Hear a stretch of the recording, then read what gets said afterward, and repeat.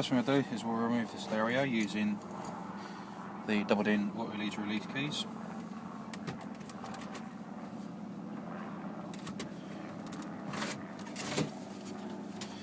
Remove the connections from the back of the stereo, the Farco one having a tab on the bottom, the quad lock having 2 tabs on either side of the lever. If the vehicle has a screw in the back of the cage, then remove that. Gently prise down the cage to remove the cage. Just be careful and tuck the wiring back inside. The next step will be to remove the glove box. Drop the glove box down. You will have 2 screws in either corner, T20.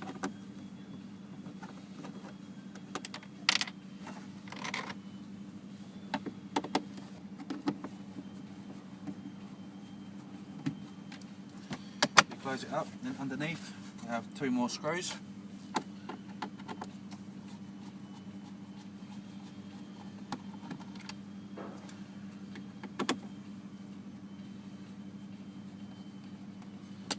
Once all the screws are removed, gently wiggle the glove box out from inside the dashboard. The step now is to remove this panel here so we can mount the screen up here and have the cables disappear behind the part of the trim panel here.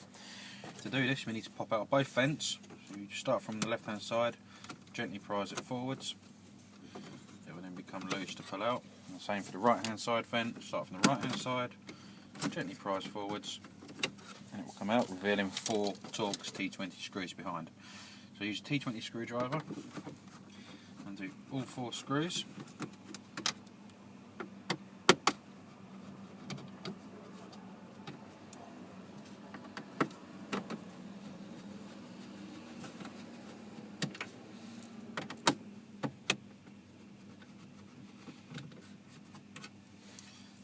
Now with all the screws removed, gently remove the panel and plastic vents behind. Put this to one side for a second. If you take your screen and your cables, you can then feed your cables down to where you need the stereo hole. Now we can then gently replace everything.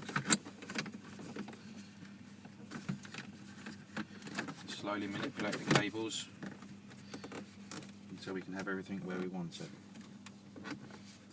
So the idea will be to have the screen stuck on the dashboard by here, and the cable will then go behind the screen into the back of the dashboard. So now we have that there, we can remove the screen from the holder, replace the screws and replace the vents.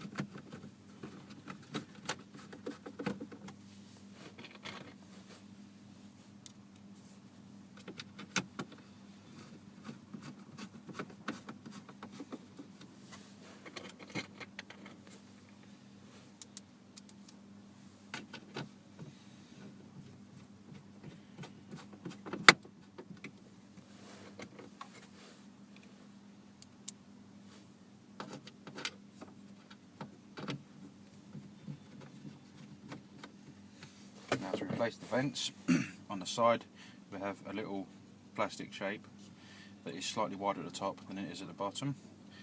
You need to make sure that's sat with the wider piece at the back for it to lock in. Locate that piece in first, and then hit the side of the vent in. Same again for the other side, make sure the wider piece is at the back of the vent. Locate that in the slot where it needs to be, and then push the vent back inside. We can now feed this cable underneath of the stereo into the glove box area, where we will install the control module for the hands-free kit. Next step will be to install the microphone at the top of the mirror here.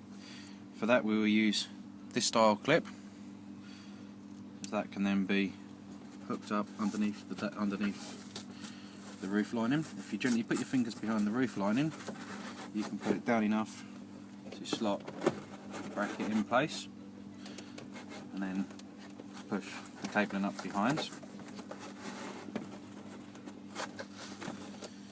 Now we need to remove this trim panel here to be able to get the cabling down to the glove box. To do this we need to pull on the rubber seal very gently until we can then pull it off all the way down. Then to remove this trim panel, start from the top and unclip and pull out from the back of the dashboard. You can now continue to run your cabling all the way across underneath the roof lining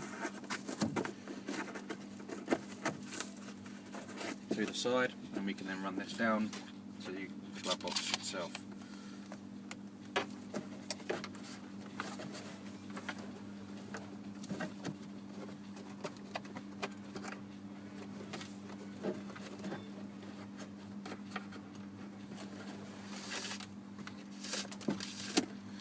With this cable now here nice and tidily, replace your trim panel, the A-pillar trim, by slotting into the bottom of the dashboard first, making sure that it's not going to catch on any of the clips, and then just tap the clips back in place. Then replace the rubber strip.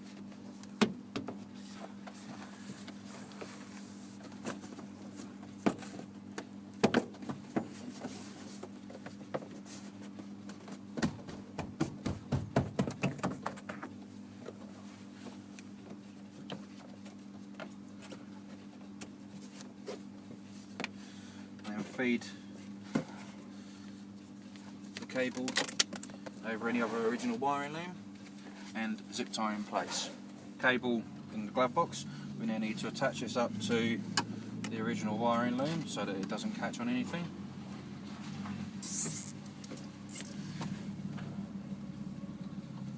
Feed it far enough across so that we can plug it into the control box.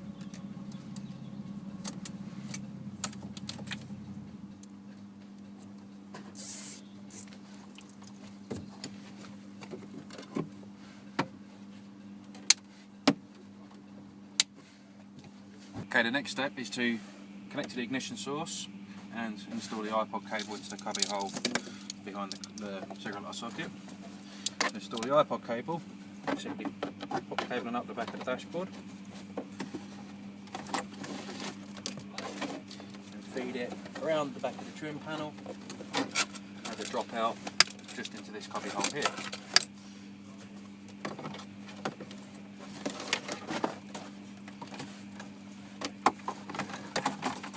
The ignition source, we need to use the SOT122 and connect this into the wiring loom. You then need to pass the ignition cable up and over, and again down out of similar location to the iPod cable. And from there we need to remove one T20 screw at the side of the centre console. Now we need to remove the cigarette lighter socket. Pop the cigarette lighter socket back. You can usually put your thumb in, pull that forwards to remove that. You can now pass the ignition cable up to the back here and give it a few pulls to make sure it's nice and free so it's not going to catch on anything. Now we need to put on our female spade terminal.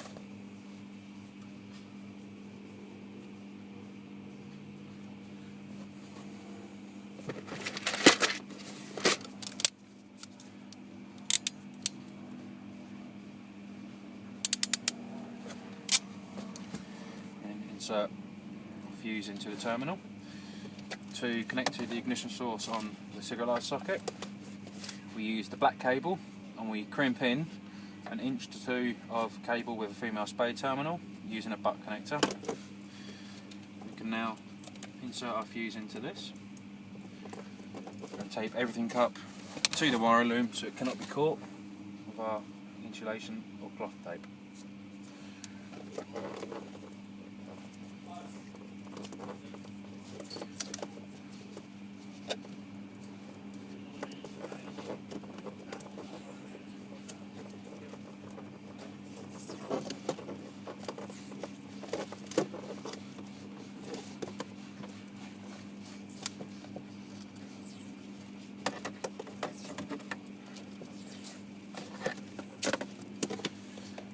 Insert the cigarette lighter socket back into the hole. Again, making sure the cable is still nice and loose and isn't catching on anything, it isn't going to foul anything behind the dashboard.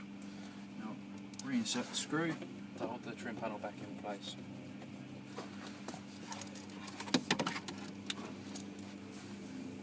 Right, the next step is to put the Parrot wiring loom into the quad lock connector.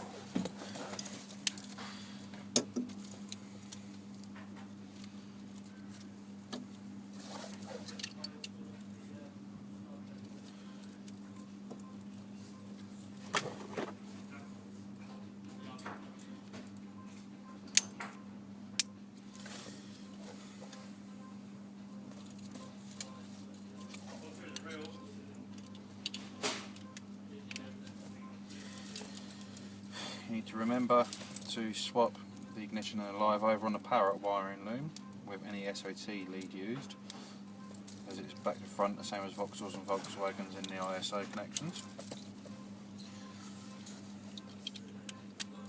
Now with the Parrot wiring loom all connected up, we need to feed the aerial and black part cord lock connector back to the stereo.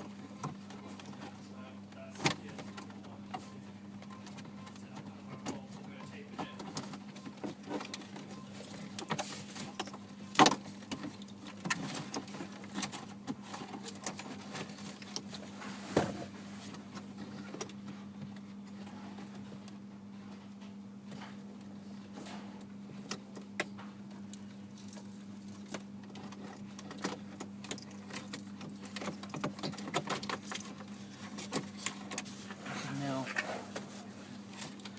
start feeding the cables out of the way. I'm going to plug in the Parrot's blue box.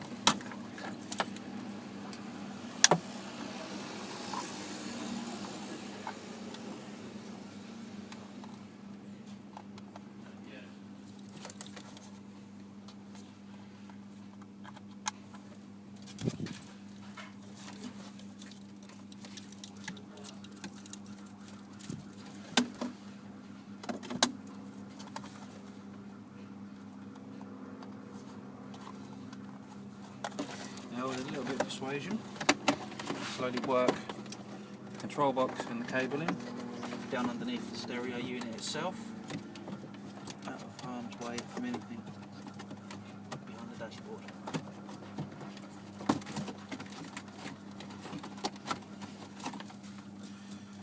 If you have any large clumps of cable, you need to tie these together with zip ties or tape. Feed these into a safe location so that they do not get caught by any of the moving parts on the glove box or the heater's controls underneath. It's always good practice just to turn a few things, move the cable, turn a few more things, move the cable again.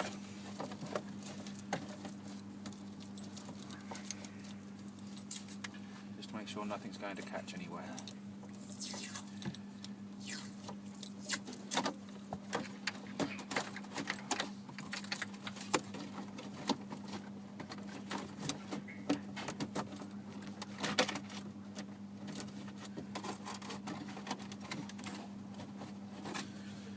Now with all of the cabling nice and safely tucked away,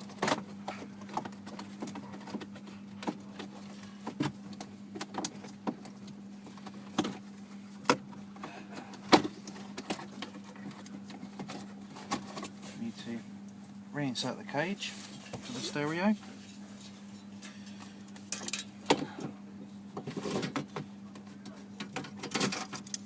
Order the cage and everything back in ready to go. We need to reconnect the stereo to the wiring loom.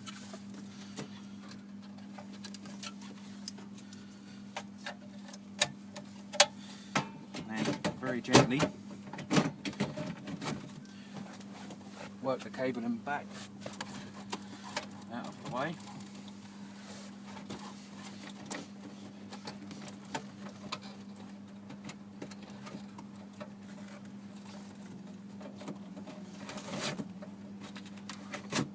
So we can push the stereo back into place. Right, with all the stereo and everything reinstalled, we now need to do a test of the Parrot kit and test of the audio system. So plug the screen in, make sure we're in neutral, pop the electrics on. So we have our audio back for the radio.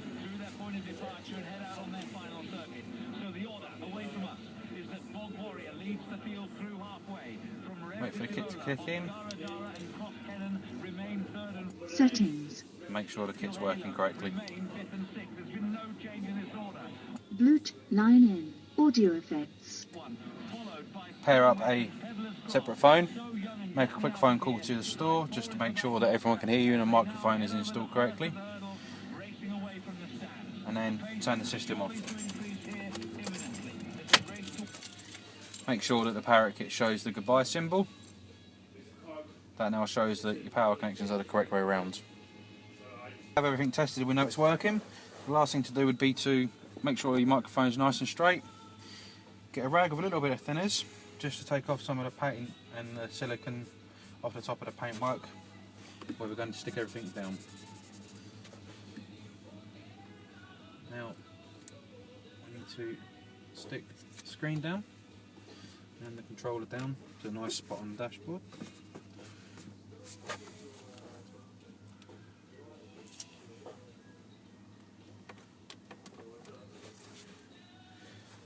Now everything's all done and ready, the last thing we need to do now is put the glove box back in. Now with everything stuck to the dashboard and the system tested, we know everything's working okay. The last thing we need to do is reinstall the glove box. It'll just slot back into place. A little bit of a clip. I'll reinstall 4 screws.